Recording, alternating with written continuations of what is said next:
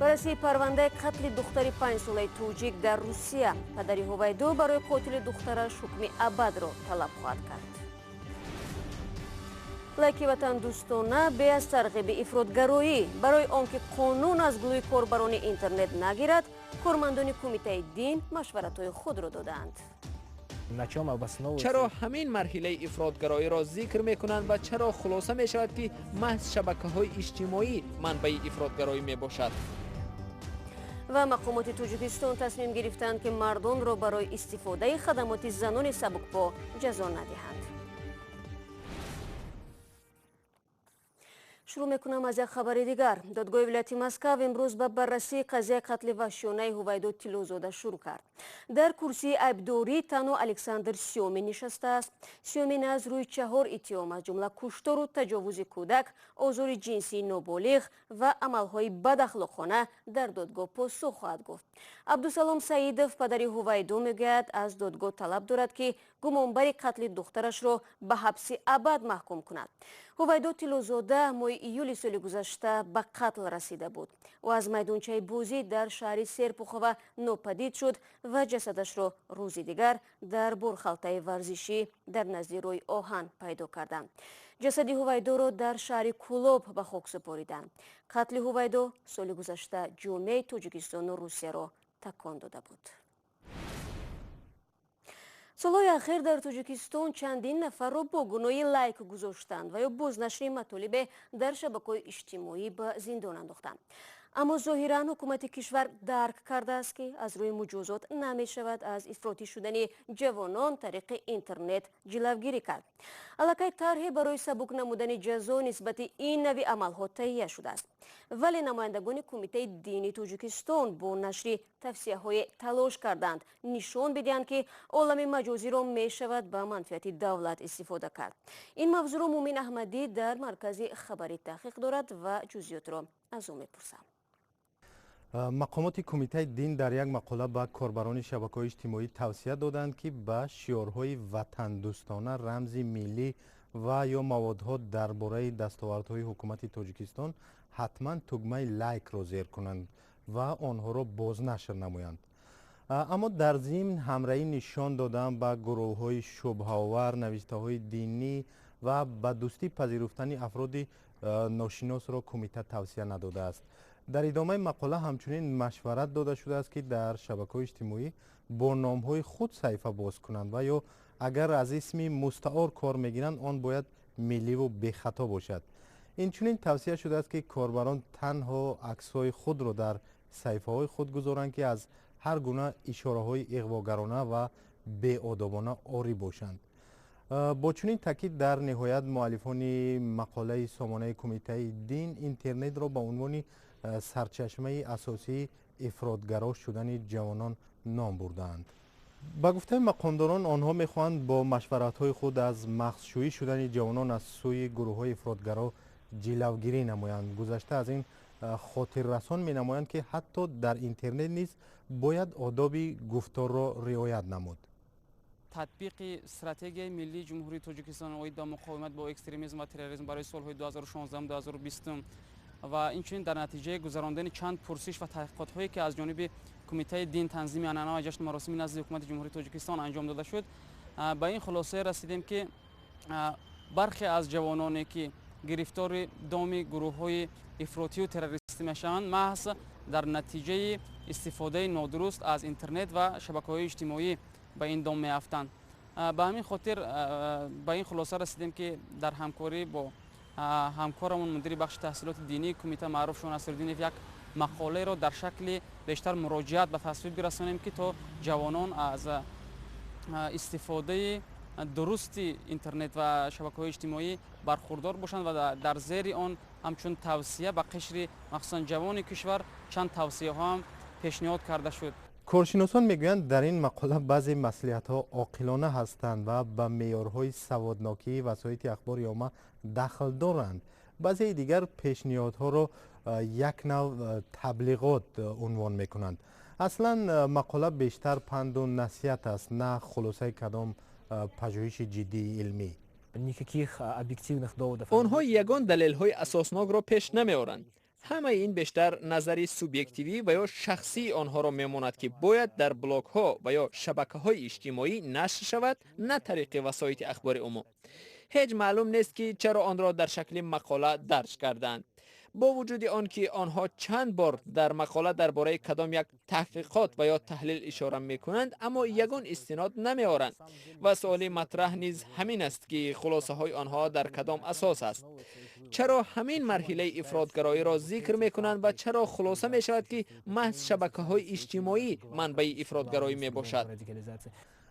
با فرق از موادهای دیگری به همین مانند در مقاله کمیته دین نه تنها درباره تهدیدهای خطرزا برای جوانان در شبکه‌های اجتماعی بلکه درباره فایده اینترنت نیز تاکید می شود. مقامداران میگویند رعایت مشورت‌های کمیته دین جوانان را از گمراهی، افتادن به دام تروریست‌ها و اکستریمیست‌ها و به وجه عموم از نقض قانون نگه می‌دارد. مومن احمدی گزارش میداد و بینندگان عزیز اکنون توجه کنید به یک اعلان تا قبول نوارهای شما برای آزمون ده من روزهای کم مانده است. از این خاطر بشتابید شاید یکی از 3 جایزه های رادیوی آزادی، ویدیو کامera، پلانشت و یا تلفن هوشمند نصیب شما میگردد. طلبات آزمون این است که در نواری 1 دقیقه‌ای درباره دهه خودتان نقل کنید و به رقم‌های ما از جمله 420 724 056 681 بفرستید.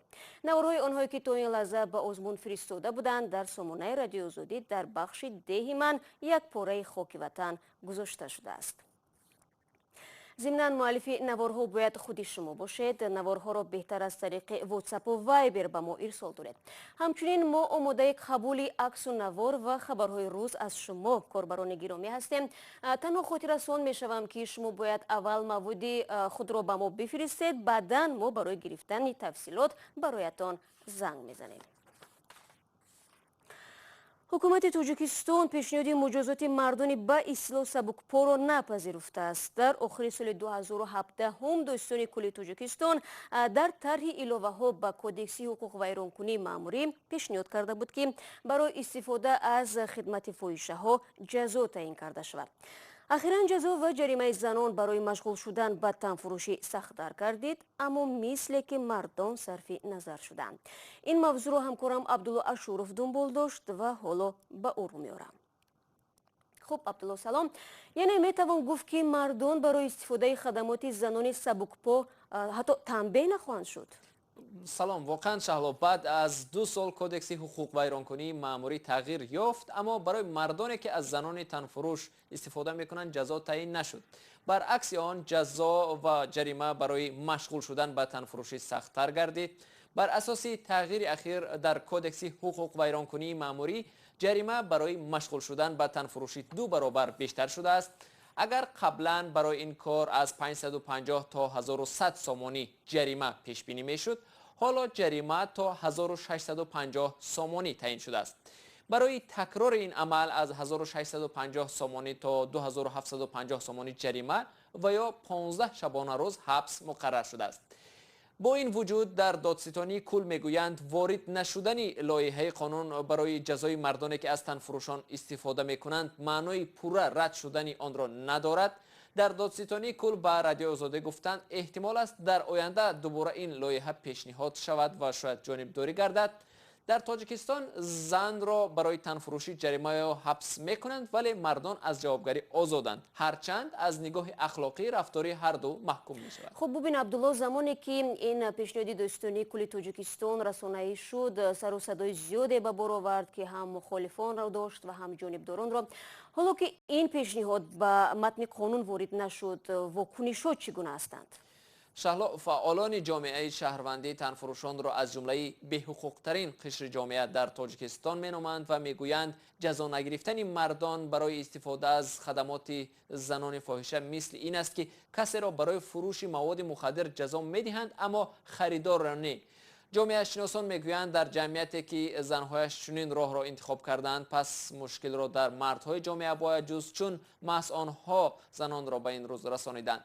موافق قانون‌های تاجیکستان تنفروشی و یا فاحشگی جنایت به حساب نمی رود، ولی جزای مأموری در شکل جریمه و در حالت تکرارا صادر کردن این کردار تا 15 شبانه روز حبس را در پی دارد. بنابر اطلاعی منابع وزارت کارهای داخلی تاجیکستان در سال 2018 حدود 6000 زن همچون بداخلاق و تنفروش ثبت شدند. از این شماره 32 نفر نابالغ بوده، 1500 نفر از 18 تا 30 ساله و باقی مانده 30 ساله هستند. خب سپاس عبدالله برای صحبت. ضمناً با وجود آن که وزارت کارهای داخلی پیوسته از بازداشت زنان سبکپو و مشتریان آنها خبر میدهد، ماه ایول امسال نواری تجربوی در مورد کار و زندگی زنان سبکپو را غیر اخلاقی خواند. مقامات 4 جوانی را که در ثبت و نشر آن شرکت کردند به پهن نمودن معلومات درباره حیات شخصی متهم نمودند. هرچند به قول بلاگرهای توجیک آنها فقط میخواستند واقعیت را بگویند و جنایت صادر نکردند. برنامه را ادامه میدهیم. بخش محیط زیست شهر پنجکین کارخانه مشترک تاجیکستان و چین موسوم به ظرفشان را برای نادرست جایگیر کردن پرتابگاه‌ها به مبلغ 250,000 سومانی جریمه کرد. نماینده بخش اکولوژی پنجکین میگوید حالا کارخانه جای ریختن سنگریزه‌های کانیاهک را تغییر داد و در محل به خطر می‌پردازد. اما مسئولان این بخش اکولوژی گفتند که جریمه کارخانه ظرفشان با مسئله تلف یافتن ماهی‌ها در دریای شینگ ارتباط ندارد. رعایت نشدن معیارهای حفظ محیط زیست از طرف کارخانه را بعد از آن اشکار کردند که چند پیش مرگ ماهی‌های زیاد در این رودخانه ساکنان ساحل رودخانه و محافظان طبیعت را نگران کرد. یک افسر سوختارنشانی در تایلند میان مردم همچون مورباز شناخته شده است. او سالی صدها مار را از خانه‌های ساکنان بیرون می‌آورد و آنها را از خطر می‌رهاند. عموما در تایلند خدمات سوختارنشانی به خدمات ضد مار و دیگر خزنده‌های ناخوانده تبدیل شده است. چنانچه چرای موضوع را کیومرسی عطا می‌داند. افسر خدمات سوختارنشانی شهر بانکوک پونیا پوکپینیا ناعیان مار افعی 5 متره را از بام منزل بیرون می‌کشد. این مرد 50 ساله مقاومت پیتان را شکست داده او را در خلطه پلاستیکی جای می‌کند. من باید کاملا استوار و آرام باشم. مار نیرومند است. اگر یگان حرکت نادرست کنم مار با نیش قویش حمله می‌کند. صاحبان منزل از تماشای این صحنه به وجد آمده بازداشت ما را در تلفنشان ثبت می‌کنند. مهارت او تعجب آور است. یک مار عظیم را با دست خالی در خلطه خرد جا کرد. در باغ‌ها و کانال‌ها و منزل‌های زیست ساکنان پایتخت تایلند و به ویژه در موسم باران‌ها مار در جستجوی غذا به خانه‌های مردم مهمان می‌شود. بر پایه آمار خدمات نجات تنها در سال 2018 ساکنان بانکوک و گرد و اطراف پایتخت تایلند 37,000 دفعه درباره ظهور ماران در خانه‌هایشان گزارش دادند. به گفته آنها خدمات سوختارنشانی روز تخمیناً 1 یا 2 دفعه درباره سوختار و کمش 100 دفعه درخواست بیرون کردن خزنده ناخوانده از منزل‌ها را دریافت می‌کنند. در طول 16 سال کار در خدمات سوختارنشانی پوکپینیا بیش از 10,000 مار را بی‌ضرر کرده است. خود او میگوید که سال تا 800 مار را بازداشت میکند که از این بین تا 70% مارهای اکثرا افعی بی‌زهر و باقی مانده مار عینکدار یا خود کوبرا و دیگر خزنده های زهرناک می باشند. مارهای بی‌زهر را عادتا به جنگل های دوردست میبرند تا دوباره به شهرها بر نگردند. مارهای زهرناک را خدمات سوختارنشانی به پژوهشگاه علمی میبرند تا از زهر مار دوا تهیه کنند. من خود را قهرمان احساس می کنم زیرا به افراد کمک می رسانم که در حال ناگوار قرار دارند. پوکپینیا باشد وقتی خالیش را با مارهایش سپری می کند. آنها را از قفس‌ها بیرون کرده آب و غذا می دهد. بر علاوه هر وقت که امکان دارد این افسر خدمات سوختارنشانی همکارانش را با هنر خطرناک مارقپی آشنا می کند. بینندگان عزیز 15 دقیقه که در اختیار داشتیم با همین مطلب پایان میرسد. گزارش‌های روز رو میتوانید به مشکل در آزادی ویدیو کانال ما در یوتیوب تماشا کنید. برایتون استراحتی کامل و با فراغت بخواهیم. تا ملاقات در هفته نو. خدا نگهداری.